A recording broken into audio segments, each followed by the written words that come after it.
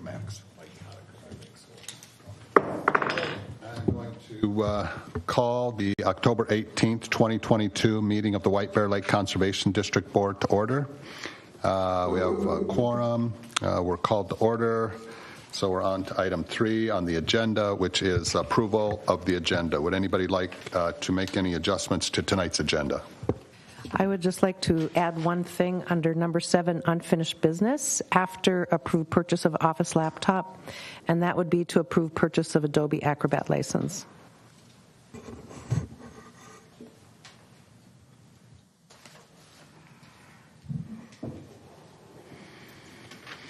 Okay. Anybody else? Would anybody like to make a motion to approve the agenda as adjusted? Make a motion to approve the agenda as adjusted. Second. We have a motion and a second to approve the agenda. Any discussion? All those in favor say aye. Aye. Opposed, same sign. All right, we have an agenda. Next item is approval of the September board meeting minutes. Does anybody have any adjustments they would like to make to those minutes? Okay, would anybody like to make a motion to approve those minutes? I'd like to approve the minutes from last month. Make a motion to approve the minutes from last month. Second. We have a motion and a second to approve the September meeting minutes. Any discussion? All those in favor say aye. Aye. Approve or opposed, same sign. All right, that passes. Public comments, we reserve 15 minutes on our agenda for items that are not on our agenda. If anybody in the public would like to come and speak about those items. Anybody in the crowd wish to take advantage of that 15 minutes? Okay, we'll move on. New business. The executive committee met, and I can hit this later in the executive committee report. And because of the importance of the LUC and the need to have a chair or somebody to run those meetings, we've decided to appoint a vice chair of that committee, and Chris Churchill has agreed to do that. So I am officially appointing Chris as the vice chair of the LUC so that he and Mark can work together to run those meetings. Thank you, Chris.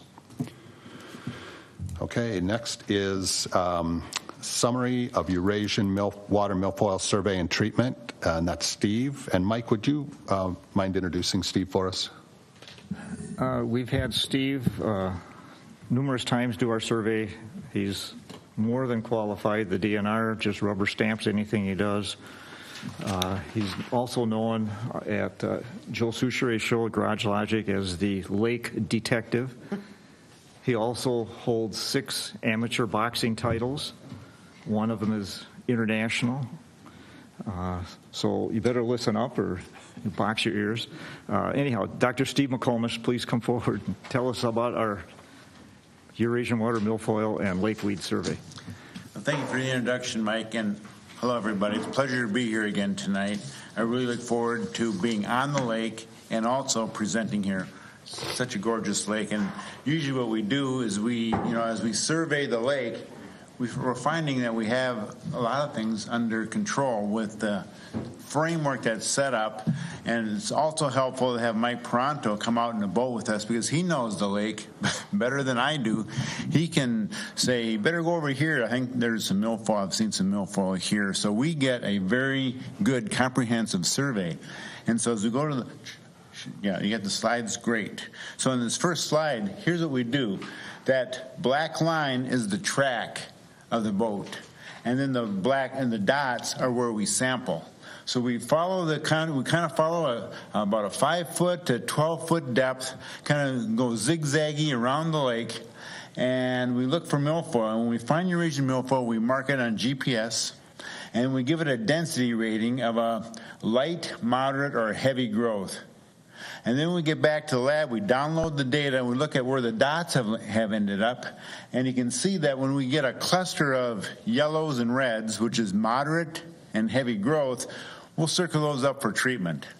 We don't try to treat all the Eurasian milfoil in the lake. If it's a light growth or it's scattered, we can let that go because that is not acting much differently than our native plants, including the native milfoil that's also in the lake. So when we did this in June 30th, that should be typically is a good time of the year for milfoil to be up and getting close to being treated. And we want to treat it by mid-July so we can have the rest of the summer. So we have July, August, and even into September. So what happened from the June 30th delineation, we circled up 10 areas totaling about 32 acres to treat. And that was down a little bit this year compared to some other years, but we've had some ups and downs, and there's a summary slide coming up later. So we treated those areas in early July. And then we went back in August and checked those areas that were treated as well as the rest of the lake to see what happened to, was there any milfoil that came up that we missed? And also, how did the treatment work in the areas that were delineated and were in fact treated? So those 10 areas, the black dots indicate no milfoil. The green dots will indicate a light growth, sometimes only a couple single stems. And the yellows, they represent some kind of patches of milfoil, moderate growth. You can see we got pretty good treatment, although on the west side of the lake, we do have some greens and a few yellow dots. So the growth was there, but a red dot is the heavy growth, which is usually an ecological and or a recreational potential problem. We didn't have many red dots at all in the whole lake. In fact, as we went around the lake, we didn't find a lot of milfoil that wasn't in the treatment areas. As we were going around in August, we did find some other Eurasian milfoil, but where we found milfoil, it was typically, we made notes at every site how far below the surface was the Eurasian milfoil growing. And it ranged from about 2 feet to 7 feet. And only in a few spots did we have milfoil within 2 or 3 feet of the surface, which is kind of your prop depth. Might not be always the best for sailing, but for general boating, if the milfoil is 2 or 3 feet below the surface or more, it's usually not a recreational problem, nor is it an ecological problem. In fact, a lot of our sites, we had milfoil 5, 6, 7 feet below the surface, present but not actively growing. And the next slide kind of shows kind of what this is White Bear Lake, and this is Eurasian water milfoil in August. And we're below the surface. You can see a lot of it is single stems, somewhat scattered. And in these situations, this would probably be a green dot, a light growth. And it's not a recreational problem. In fact, it's not much more dense than the native plants. In fact, as we sampled with a rake, we pull up the rake and look and see how many tines on the rake head are filled with plants, and that's how we kind of get our density rating. Well, native plants typically were more dense, a moderate to heavy growth compared to Eurasian milfoil.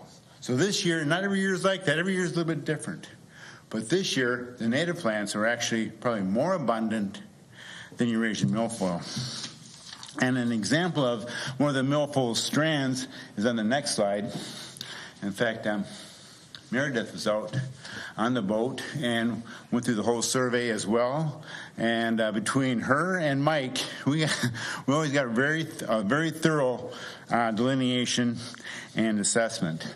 So see if you can see, it's a single strand of milfoil, and when Eurasian milfoil doesn't branch, it acts a lot like a native plant or a native milfoil. The problems are when Eurasian milfoil gets within a foot or two of the surface and starts branching.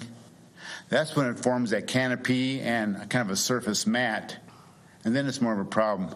We didn't have much of that this year, and where we were predicting it would be a problem, it was treated. So over the years, we've been kind of doing the same general idea. A few years ago, somebody said from this group, hey, why don't you put all the treatment areas on the map? So that's what we did, and that was an excellent idea. You can see there's a pattern. Milfoil, over the last 10 years or so, has not grown throughout the whole lake. And in a number of years, we see some recurrence of milfoil growth. Now, in 2022, we had a couple spots, maybe a little bit newer compared to our typical spots, but you can see a pattern there.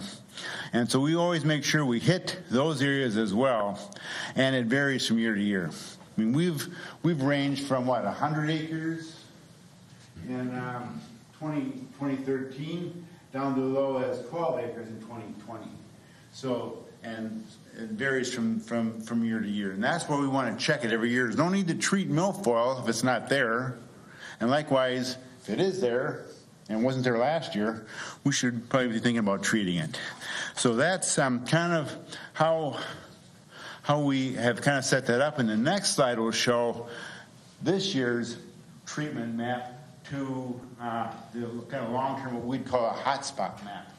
And you can see like area number 5, for example, over there on the left. That was kind of a new area, so sometimes that happens too. We'll get an area of new growth. It might only be there for a year, and then it's not going to be there the next year. So it's a little bit like a whack-a-mole. You know, it pops up, and we're going to treat it, and then it's gone. The next year it might not be there, but it'll pop up someplace else. And that's kind of what we find typically in White Bear Lake.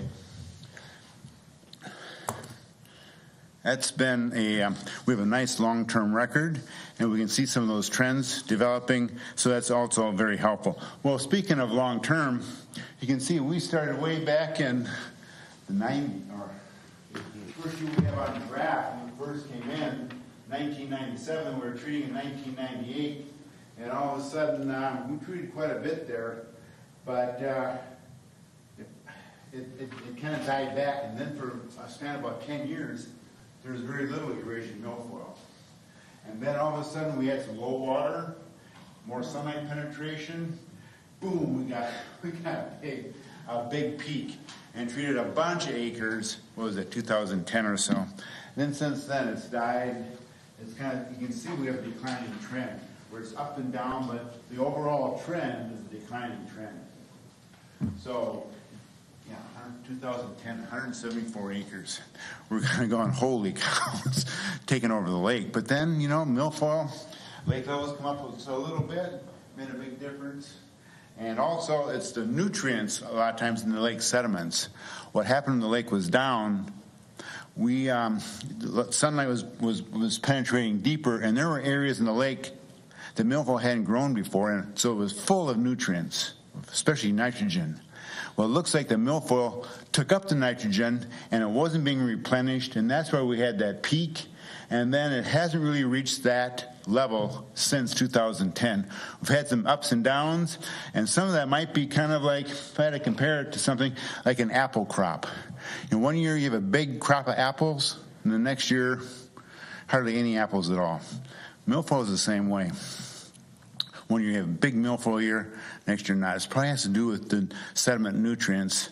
They're depleted with a big crop, and then it takes a year or two for the nutrients to kind of regenerate, regroup in those sediments, and boom, it's back up again. Nitrogen probably is the big key there. So that was a pretty good year for milfoil. We're down a little bit compared to last year. Next year we might see another little blip. I mean, maybe a slight increase, but I don't see it reaching that 2010 level in the near future. Well, also what we did is we looked at starry stonewort. So SSW stands for starry stonewort, which is very much like a Cara plant. It's not really a rooted plant at all. It's a macroalgae, it's called. It's a blanket algae. It grows along the bottom in these, almost like a blanket. It can be anywhere from an inch thick to up to, well, we've seen it 3 or 4 feet thick.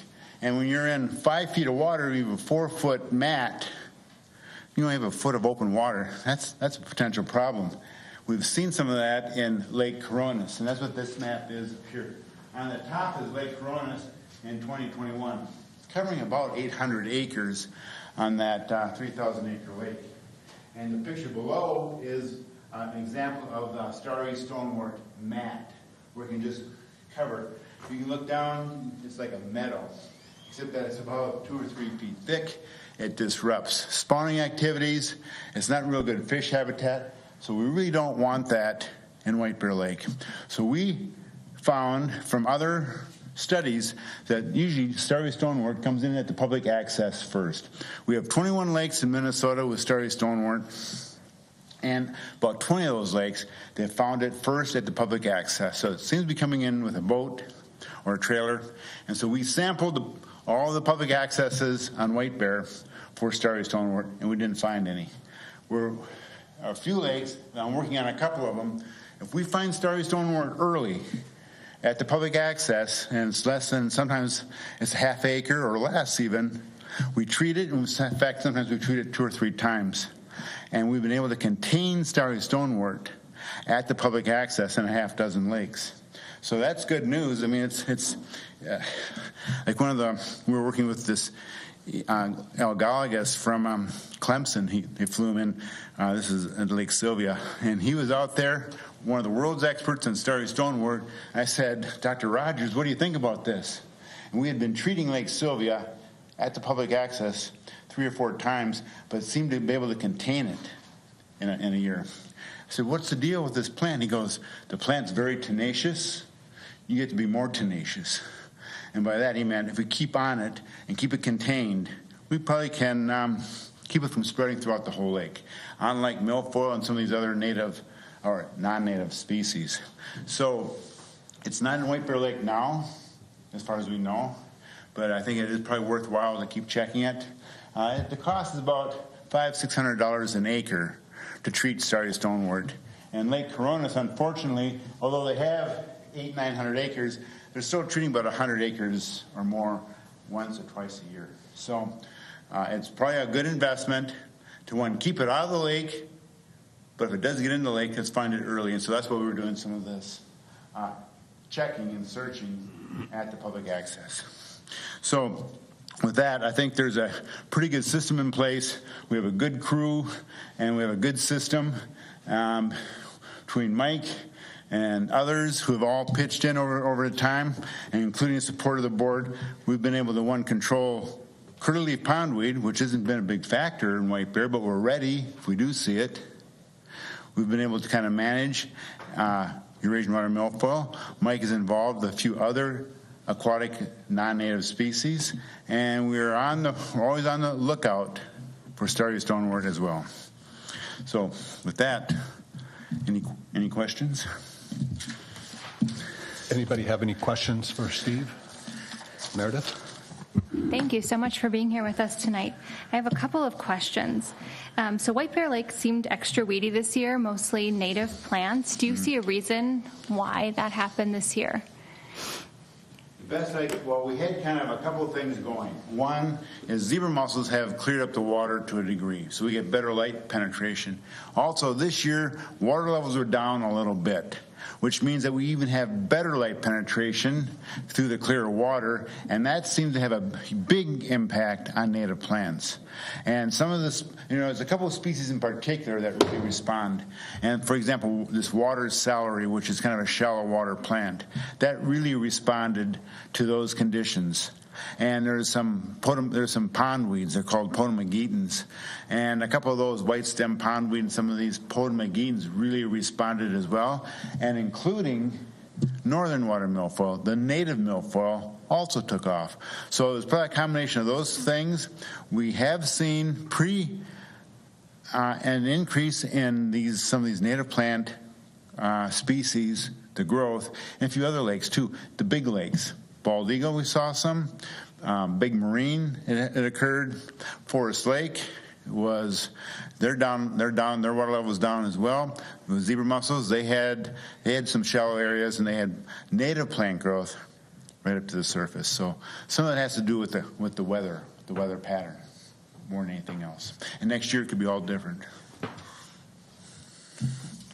I still have more questions if you don't Sure. mind. So to your knowledge, was starry stonewort found in any more lakes this summer, or has it been kind of... No, it was found in like 3 or 4 lakes. Okay. So it was 13 lakes a couple years ago, went up to 15, 16, and so we're up to 21 right now. Okay. And almost all the time it's at the public access. And I'm working on 4 lakes right now where when we've found it the public access, we go and survey. Unfortunately, we want to treat it 2 or 3 times a summer, but that seems to keep it from spreading out of that public access area because it kind of sprouts throughout the whole summer. If you treat it once in June, it keeps on growing. I mean, there's other, they're called bulbils. It's not a seed, but it's a hard part of the plant that can generate a new plant. And so it will grow over the course of summer. It'll grow June, July, August, and September. If you wait to the end of the summer, it's already grown up and you have a bigger chance for it to spread. That's where we hit it in June, we hit it sometimes in July, August, and then probably in September. And that seems to have kept the starry down and kept it contained in these lakes like Lake Sylvia and Carnelian and some lakes up in Wright County. Now, good news is that white bear really supports a lot of good native plant growth, including Cara, which is a close relative to starry stonewort. But what that means, that indicates that if Cara will grow in white bear, and it does, starry stonewort very well could grow as well. So the conditions are probably conducive to starry growth, so we want to keep on top of it. Are you seeing any lakes in the area do anything different or interesting to try to prevent starry from coming in? Any signage, public education, infrastructure, anything? Not really. We do have some inspectors. And one thing that we could maybe concentrate on that I don't think we do maybe enough of is if there's a boat coming from, inspectors could ask what lake was this boat in last. And if it's a starry lake, like a Coronis or a Rice Lake or even Medicine Lake, maybe we get a little bit extra inspection just to check for starry. But in 21 lakes, so if a boat comes from Bald Eagle that doesn't seem to have starry, we're not quite as apt to have a big problem. But a boat coming in from Lake Coronis or a Lake Sylvia or a Pleasant Lake that has starry, maybe we want to just give it a little extra inspection. But otherwise, nobody's doing anything extra special. So we could tweak that inspection program maybe just a little bit. Meredith, anything else? No, that's it. Okay. Anybody else? Mike? Spiny water flea, is that something that we would have here, and what is it, and why is it a problem? That's a good point. Spiny water flea is a zooplankton. It's in the Daphnia family. Daphnia, they're called water fleas. I don't know if you remember in high school. I bet you probably looked at it if you had a high school biology class, you're probably looking at water fleas, which are Daphnia. Spiny water flea is in that family. It's a miniature crustacean. And the thing is the spiny water flea, it has a little spine, kind of a long spine, almost a half inch. And what happens is that fish don't like to eat that because of the spine, so they avoid it. And then this thing can just take off and do very well. And it fouls your fishing line, and it's also feeding on algae and can outcompete other zooplankton, which fish are eating. All fish, usually small fish, but every fish is small one time, is feeding on zooplankton. So it's a very critical part of the growth of any fish species in the lake. So we want to make sure we can maximize or at least optimize the zooplankton community. And spiny water flea sometimes can have an impact. If it outcompetes our native zooplankton and fish aren't eating the spiny water flea, then the fish aren't going to make it to that little bottleneck. When they're first hatch, up until they're about a half inch long or so, it doesn't matter if you're a walleye, a bass, sunfish, perch, they all are feeding on zooplankton. Now, there is some good news here, though. Spiny water flea do better in cold water lakes. So they're more northern Minnesota than southern Minnesota.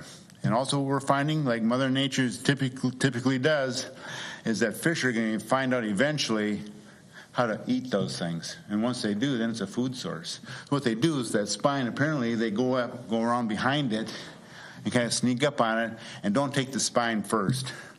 And that seems to be a way that spiny water flea in its native habitat is controlled. Once fish figure that out here in North America, in White Bear Lake, if it ever comes in here, we'll eventually get it under control. Like, same thing's going to happen with zebra mussels, too. It's just that fish are going to figure out how to eat zebra mussels, recognize it as a food source, and that'll be a big factor for keeping zebra mussels under control. They are controlled by fish and ducks in the Caspian Sea area, which is their native source of origin. So, but fish here don't recognize it as a food source yet. So they go to their old standard food sources. But once some bluegills out in the lake say, if I get this zebra mussel and it's real small, a couple millimeters, the shell is soft enough or thin enough, they can crunch it and they can get some nutrition out of that. And once you get a few doing that, they train all the other fish in the lake, and pretty soon all the other fish are going, I'm going after, look at this, I can eat this. And pretty soon the whole lake is trained, and zebra mussels could possibly come under control. No, we're not quite to that point yet. And it's hard to say how it could take. Caspian Sea area, I mean, they've been there for thousands of years, so it might take a while. But once they figure it out, again, we'll have another natural control on zebra mussels. Just a second there, okay? Any other questions by the board? One more. Yep, Mike? The lake is down about 13 inches from April. Are you seeing that around the area? Yeah, I think that's a regional. So it's not thing. unique to White Bear? No. Okay. That's I'm on some ponds where it's even more severe than that. We're supposed to do a fish survey in this one pond a couple weeks ago. There's no water in it. I mean, it had 3 or 4 feet of water earlier in the year. So no fish and no netting, and that pond is way. So yeah, I mean, even bald eagle's down a little bit. Now some lakes, if you have a river run lake, it might not be as apt to be down. But our glacial seepage lakes, groundwater fed lakes like White Bear and a lot of other lakes in the area, they are down. Any other questions from the board? I have just a couple quick ones. I noticed in the August 22nd date when you were out there again, like up in the north, there's maybe a red dot up there, so maybe some heavier growth. Yeah. Just in that one area. Would it make sense to try to treat that late in the season to keep it from being so heavy next year, or would that be silly use of funds? No, that's a good point. It certainly could be done, but remember, those dots are not to scale. Yeah. So that little patch might be 100 square feet. But when we put a rake down, we sample that rake head, and it's full of milfoil, that gets a red dot. And the question would be, how widespread is it? But 100 square feet here and there, if it's just a patch, probably not as apt to be, or does it need to be treated, compared to if you have these patches that coalesce into a bed, then that would be something to consider for treatment. We didn't really see beds of milfoil. We did see a couple of red dots. Okay. All right, and then the second question, and this came up at another meeting, is, it seems like microplastics are everywhere, and is it reasonable to think that White Bear Lake has microplastics in it? Yeah, it probably does. Sure. What concentration? Probably low concentration. Probably not ecologically a problem yet. But what the problem is, under high concentration, especially filter feeding fish that accumulate things, once the plastics get into the stomach and fill up the stomach cavity, they figure they're full, but they're not getting any nutrition. So that's a real problem with filter feeding fish, especially, and that's more in the ocean environment, and particularly in near-shore ocean environments. So not as big of a problem in freshwater lakes, but the microplastics, nanoparticles, they're probably out there. Okay, and then question? Yeah, previous years I've had a lot of zebra mussels on everything in the lake, or on the ladders and whatnot, getting out of the dock. This year I had none, and I wasn't sure if does it just vary by area? Is the lake getting better?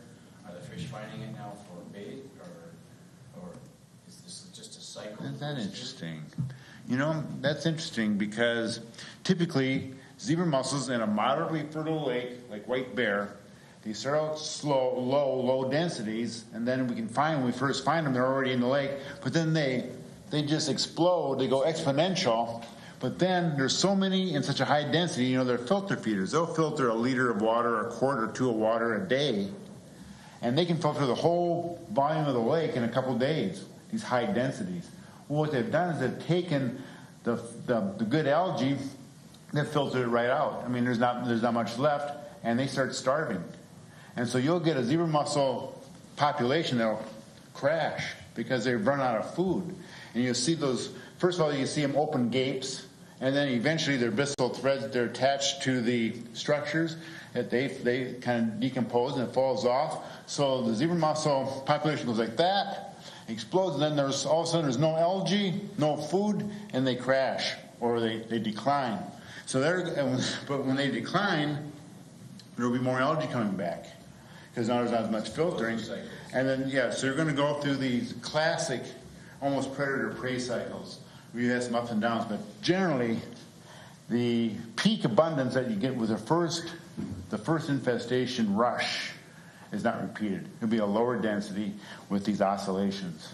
So that's a good observation. And that's been has it been 6-7 years since zebra mussel's been in the lake? 5 for sure. Yeah. So we're kind of on schedule. Yeah. Is white bear a candidate for Asian carp, the kind that jump in the boats? That's a good question. No. Why? It's not a good candidate. The Asian carp, the silver carp, big head carp, those are river fish primarily, and they only spawn in rivers. And take that a step further, they need very specific spawning requirements. They have to have a river that's 10 feet deep, flows about 1 meter a second, and has to be 60 to 80 miles long with those conditions.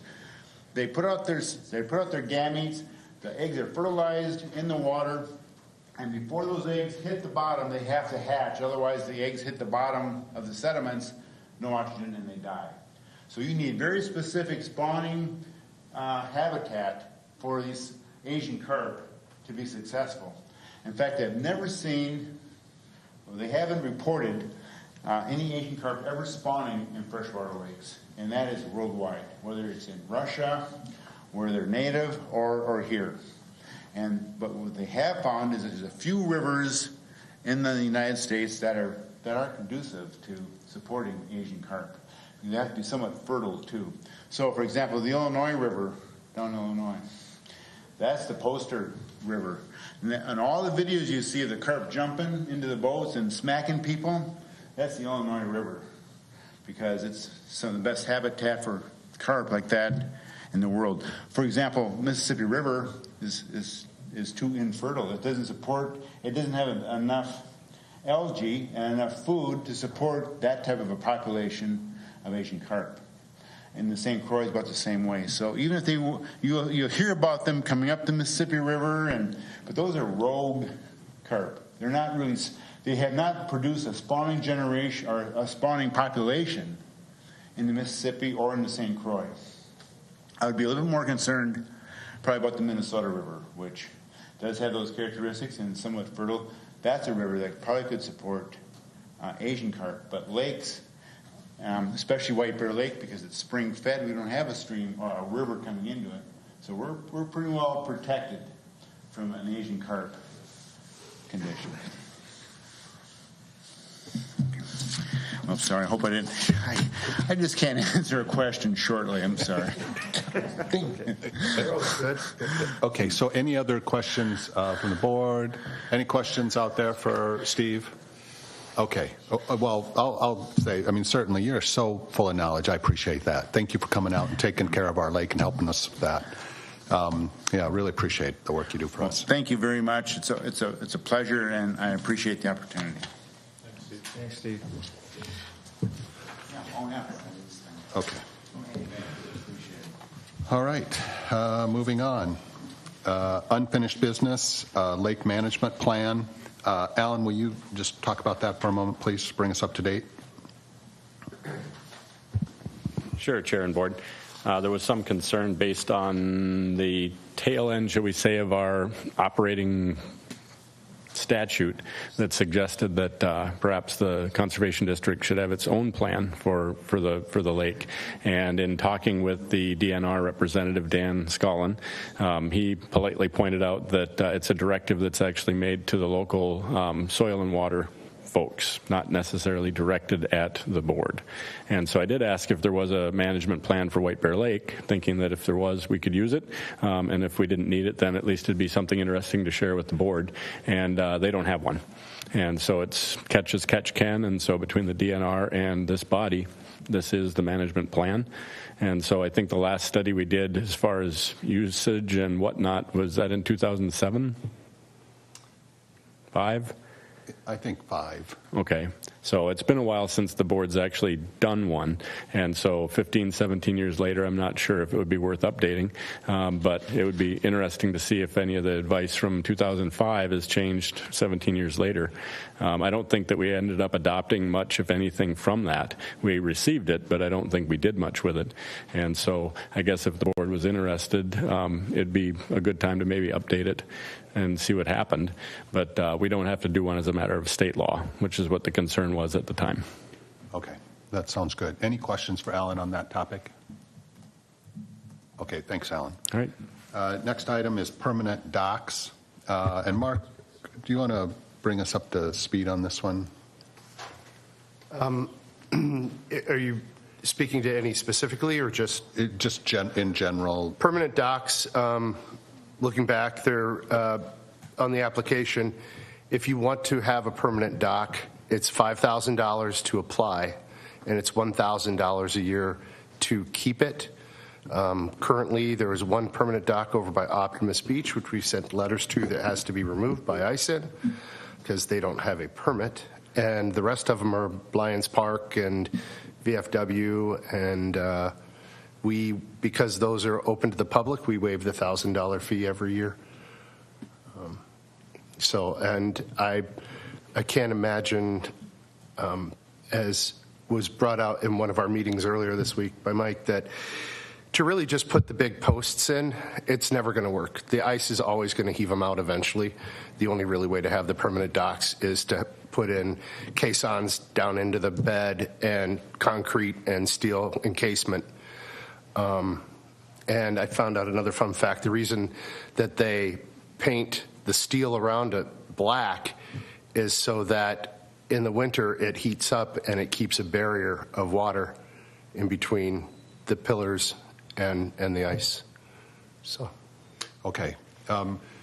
So I think generally there aren't any private permanent docks in White Bear that are permitted.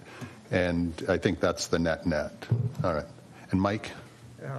Also, the $5,000 initial permit is sort of a deterrent, but it obligates us to hire a structural engineer or whatever the proper person would be to qualify what somebody is trying to build, that it would actually withstand the ice. And the $1,000, excuse me, $1,000 a year renewal permit is to have it inspected also by a third party that we would hire. So it's not just a cash type situation. We have to invest in that if somebody wants to do that. Hopefully nobody will. Any questions on that item? Why is it on the Conservation District to inspect a private dock? Yes. Yeah, why? I mean, why is it on us to inspect it? To inspect it? Yeah, we hire a third party so that we know that it's to our satisfaction. Okay. I mean, instead of just a contractor drawing up plans. right. I guess all the non-permanent docks, there's some questionable ones out there that, There's nothing on those. I don't know. I mean, we don't inspect those. No. So I was just curious, we unless inspect. they're obviously like the one that Mark's talking about, unless they're in obvious disrepair, then Yeah, yeah. okay. Well, I think that because we issue a permit for that, for those permanent docks, that gives us some obligation to make sure they're up to snuff, I think is the way I'd see it. Okay. Any other questions on that item? Okay. Next item is approved purchase of office laptop. And Sherry, do you want to talk about this? Sure. So I gave everybody a handout regarding our laptop needs. I'm just trying to get the office kind of back up to speed and doing best practices. The one that we have now is kind of clunky, doesn't have as much memory or a good processor, et cetera. And so I was directed to see if I could get an office computer. So I have here under the needs some of the parameters that I am looking for in a laptop. And I've been working with Faradun here at the City Hall. He's the IT coordinator for City. And he kind of helped me walk through this. And so these are the things that I'm looking for. I would like a touch screen. I'm just kind of turning into that kind of person. I don't need to have one, but it is very good to have. And I would also like another wireless mouse to go with that. Anyways, I'm still shopping. I was really going to take a longer time to do this, but I really would like to get on it right now. And so I have been online looking at Dell refurbished. Did a couple scout arounds at Costco, but I am going to go back to that. I already talked to a couple people here on the board about computers. And so because I would like to have the flexibility to purchase that, like with our debit card, and I've given you a range of some things down here, some of the computers anywhere from $1,000 to $1,400. However, I know you can get a computer much cheaper than that with these requirements. It's just I have not had a chance to get out there and really look at it, some of the retails, Walmart, Best Buy, et cetera. So what I'm asking is if I would like to request up to $1,400 to purchase a laptop and wireless mouse with the expectation that I'm going to find something much less expensive than that. So any questions? Okay. Well, I'll make a motion to approve up to $1,400 for a new computer and wireless mouse. Second. We have a motion and a second. Any discussion? Okay, that would include tax and everything. So we are tax exempt. I made sure I talked with the tax department, and I have a tax certificate. And just as long as I'm on that, if anybody is purchasing something for the Conservation District, you should never pay sales tax. I have a form in the office for you. So, Okay. yep. No, this looks really good. I was just checking to make sure you got the solid state drive because those are going to last a lot longer. Right. Okay. Okay. Okay, you. so we have a motion and a second. Any further discussion? All those in favor say aye. Aye. Opposed, same sign. Okay, that passes. Next item is approval to purchase Adobe Acrobat license. Okay, and so that, is for PDFs. And we have a free version on the back side of the computer. I have information about that. I've been using the free version, and I guess I could get by with it, but there's a lot of things I can't do. What's really frustrating, when I open up a PDF, it opens up at 175% all the time. I can't rotate a document. There are some editing features I don't have. So I'm just looking, again, best practices. What you would have in a typical office would be to get a perpetual Adobe Acrobat license. And so, again, I can do without that, but it is a good thing to have in the office. So this is the quote that the city, as you see, it was sent to the city. It is $485. So I don't know what you think about that. What does the perpetual license mean? It's forever. So you pay the $485 once and you'll Yes. get free updates forever? Right. Which is not like a lot of programs now. Now you have to pay per month. So Yeah. this would be a forever. I know, what would this be? They probably sell it per month too, don't they? I don't know. I just went, Faradun suggested I go to what the city uses and asked him for this. And I think just having a perpetual license would be the best thing to have. Yeah, well then it's, if we approve it once and it's done until Right. you need something else. But I agree that we need one copy of stuff that you can actually edit, PDFs. Right. If you get Acrobat, it doesn't do anything. You can mark them up a little bit, but Right. that's what I use, but I think it would be better to have one license to be able to do that. Agreed. What I do is I do everything in Word, and then I save it as a PDF, but that's kind of limited. And I do that as well. Yeah, right. You know all I know. about it. It's the worst. But I'm used to it. I think that the one-time payment is great because then otherwise we're writing a check every month and proving it, and just it's cleaner. I'll make a motion to approve the purchase of the perpetual Adobe Acrobat license. Second. We have a motion and a second. Any discussion? All those in favor say aye. Aye. Opposed, same sign.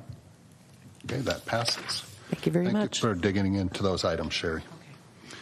Okay, reports, action items. We're on to executive committee. The executive committee did meet. We discussed several of the items that are on the agenda tonight.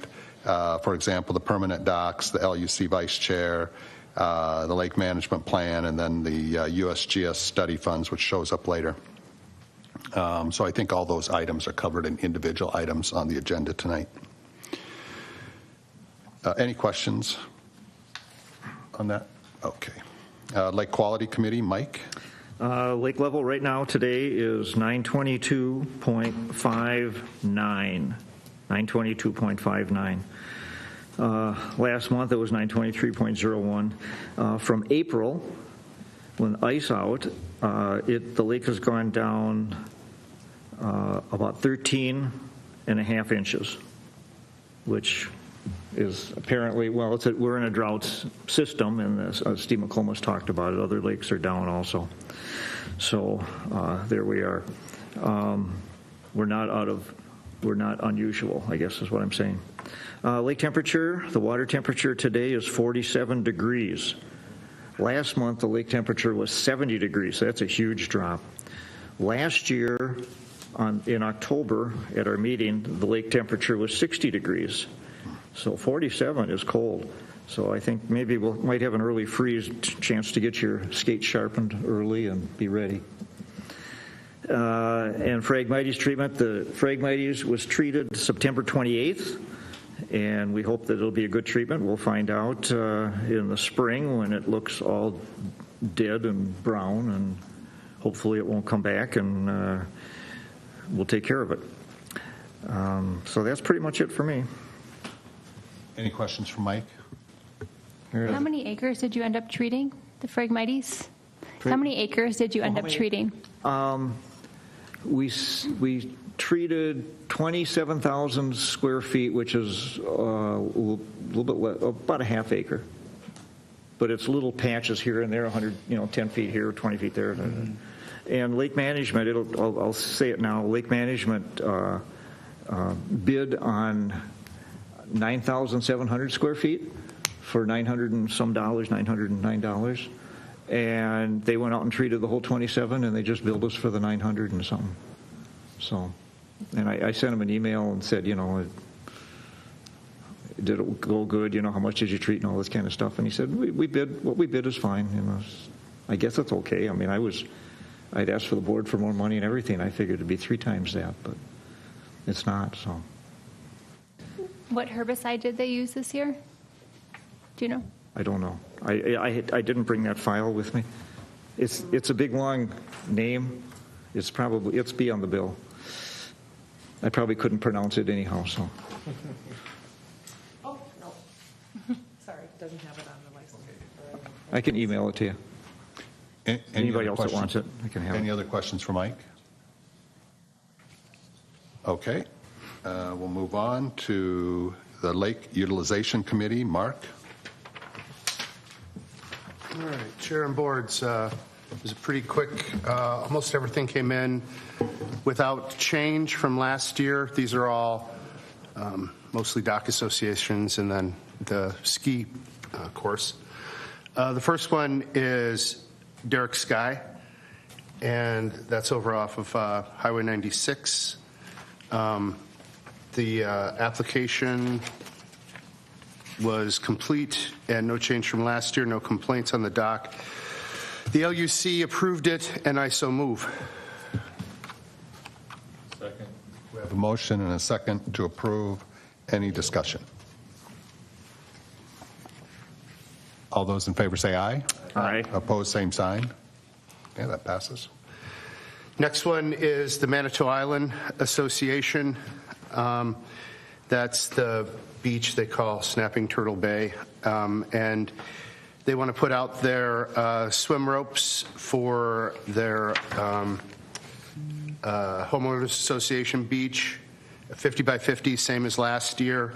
It originally came in unsigned, but I was informed tonight that it has been signed. And the only thing that I asked for is that we approve it, given with the proviso that they bring their homeowners association and give us their certificate of insurance. If they do that, I move to approve.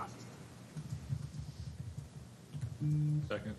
We have a motion and a second to approve the Manitou Island Association application contingent on them supplying the insurance certificate from the HOA. And I just have a question, being new to applications. When we send the permit and say stipulation, is that the same thing as conditional? If I give them the permit, the stipulations they must send us, or is it a stipulation as something different than that? Yeah, I think I'd have to look again, but I think when we approve it, it might even say on the bottom, there's a little check box. It does. It says stipulate. Stipulation. Are there any and then stipulations? underneath that, you just add the verbiage, HOA insurance. Okay, thank you. Yeah. Okay, so we have a motion and a second to approve. Conditionally. Conditionally on the insurance. Any further discussion? All those in favor say aye. Aye. Aye. Opposed, same sign. Okay, that's approved. The next one is Snyder's Bay. And so, again, Snyder's Bay Beach Club has a renewal revised from last year. They're adding a boat. It's right up, the new boat will be along the shore, so hopefully it doesn't get any lower than it is. And we did approve it. Now, it was brought to my attention that they did at one time have a protected waters permit. For these non-commercial docks, we don't actually require that, and theirs is expired. So the neighbors were notified of the extra boat put on. Nobody showed up. And the LUC approved, and I so move. Second. We have a motion and a second to approve the application. Any discussion? I will abstain on this because this is my dock association. Okay.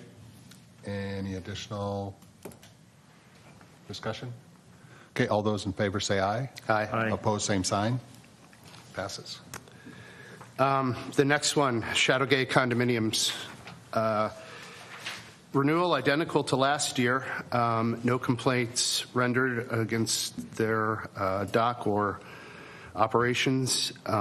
So the LUC approved, and I so move. Second. We have a motion and a second to approve. Any discussion? And one thing that I will mention about this is that it seems they've overpaid, so Sherry will work with them to try to get a check for the correct amount. Any additional discussion? All those in favor say aye. Aye. Aye. Opposed, same sign. Okay, that passes. Next is the Redpath Wagamont water ski course. We did make an adjustment. Mr. Redpath came to us last month at our LUC meeting. We sort of worked out an agreement on how best to move that course from site to site. The course operators have been very compliant in the last few years, and when there are complaints, they've been fast to resolve them. And so this year, and we've moved around from time to time on how many times it should be moved and things like that. And sometimes 2 weeks just between weather and things like that, if it's 2.5, maybe. If it doesn't get moved in time, we've been told by Mr. Redpath that he will contact the administrator, Sherry, and let them know that we're going to move it on this date, and here's why. So this year we changed it to be moved every 3 weeks. And that's what the LUC approved, and I so move. Second. We have a motion and a second to approve the application. Any discussion? All those in favor say aye. Aye. Opposed, same sign. That passes. Sorry, one question with that. So the stipulation should be on the certificate that it should be moved every 3 weeks? Correct. Yeah. Thank you. The last is Alicia Heights. That's over in Matamidi, near Wildwood Beach. And the renewal identical to last year. No complaints. The neighbors were notified. We were told by the people who represented Alicia Heights at our meeting that the neighbors are they're cordial. Everything's fine. So LUC moved to approve or approved it, and I so move. Second. We have a motion and a second to approve the application. Any discussion? All those in favor say aye. Opposed, same sign. That passes. And the only other note I'd like to make is that we have all but one of the commercial marina applications in, and we're in communication with the other person or the other group and organization. And we hope to have that resolved by Friday. And next meeting in November, all the commercial docks will be done in the LUC all at once. So I just want to put that out there. And then, yeah, I know, right? Can we do that? And so hopefully we get a handle on everything this year, so next year goes smoother than years past with the commercial bay. I just wanted to put that out there. And any questions on that? Go I ahead. just have one comment for Sherry. Could you see that, well, I don't know if we have last year's applications, but I think it would be good to have both 2022 and 2023, Yes. especially for the LUC. Yes. I mean, the board would probably want to see it too, right? Yeah, and just so Regardless if they check the same box Yeah. or not. And just so I'm kind of old school, I like to have these in paper. So, because I annotate on them. But when I get my packet for the LUC, Sherry sends me last year's too. Oh. So I will always have it for the LUC meeting. Okay. And also, at least myself, and hopefully if Alan can come with me in the next couple weeks, we're going to come during office hours and maybe kind of peruse through those and make sure that we don't like just open it up next November and go, So, Yeah, and sorry, Darren, I did send both last year's and this year's, but you were not on my list, so now you are. I'm working my way up. yeah. Other than that, I have one more comment, and that's to say I've gotten comments from these organizations. I've gotten comments from other members of the board on how much better the office is being run now than it has in the past. So thank you very much, Sherry, for straightening things out and getting us back on track. You're welcome. Okay, any questions for Mark? Okay. Lake Education Committee, Scott? Yeah, the Adopt a Drain Challenge. Back in March, we challenged the municipalities around the lake to double the number of adopted drains. And we were at like 298, so double that would be 596. And we're now at October 10th, we're at 512. So we're closing in. I don't know if we'll make it, but the city of White Bear Lake already doubled. So good for them. Yep, good for them. White Bear Township has got 9 to go. So you can hustle to get those last 9 by next month when it ends. Others like Matamidi, well, they haven't doubled, but they're already have got a higher percentage adopted than the other cities. So when I present my report next month, we'll have something good to say about everybody. Right. Okay. And part of it is that the data that we're working with is kind of dodgy. So. Okay, well, that's all good news. And Mayor, any questions for Scott on the Adopt a Drain? Okay. Okay, for social media this month, I'm planning a post about the Adopt a Drain wrap-up, thanking everyone that's adopted a drain, encouraging people this last little push, couple of weeks, to maybe consider adopting a drain. I've had a lot of questions on that weed question I asked Steve McComas about why White Bear Lake was so weedy this year, so I'm going to do a post on that. And then perhaps even address Starry Stoneward again, because I do think that's a real threat for us. And then anything that anyone would like me to address on our social media, I'm happy to do it. Any suggestions or questions for Meredith? Okay, thank you both. Next, Treasurer's Report. Mike? You have the Treasury report in front of you, and Sherry informed me that all assessments and dock fees and everything for this year are all paid up. So that's wonderful. Did you send them reminders on anything that was late, or? Nothing's late. Oh, yes, I have. Okay, yeah, okay, good. Yeah, excellent, excellent. And then we have our bills due, usual group. Any questions on what's due or anything? Okay, I'll make a motion to accept the treasurer's report and approval of payments, check number 4795 through 4803. I'll second the motion. So we have a motion and a second to approve the treasurer's report and the payments. Any discussion? All those in favor say aye. Aye. Opposed, same sign. All right. Okay, USGS survey, I got a call back from them, and I have been assigned a person to work with.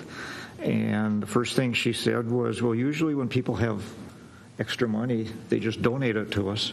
And I can send you the forms for those, and it'll, just give me your address and we'll be all set. And I said, well, I think we'd like to get a little more bang for our buck. We've got this money, we've held it, and I think, it's enough where we should get something for it. And it mentioned, aquifer maps or copies of some of the study work or, this kind of stuff. And she said, well, it's all in the public realm. It's all free for you to get. And I said, well, where is it? How do you get it? And she said, well, I could put together like a little packet or stuff and tell you where everything is so you can access it. You can have it for your records. You can look it up and print it if you want and do all that kind of stuff. And I can get that to you. We're awful busy. It probably won't be till the end of the year, or maybe the first part of January or something like that for you. And, tell you where everything is and how you can get it and anything else I have on White Bear Lake. And I said, okay, let's, so she's going to work on that, and we can see if it's what we want, and then we can pay them. How much money is it again? $599.62. And we're bound, we can't do anything else other than give it to them. Yep. She said, why don't you buy a piece of equipment and donate it to us?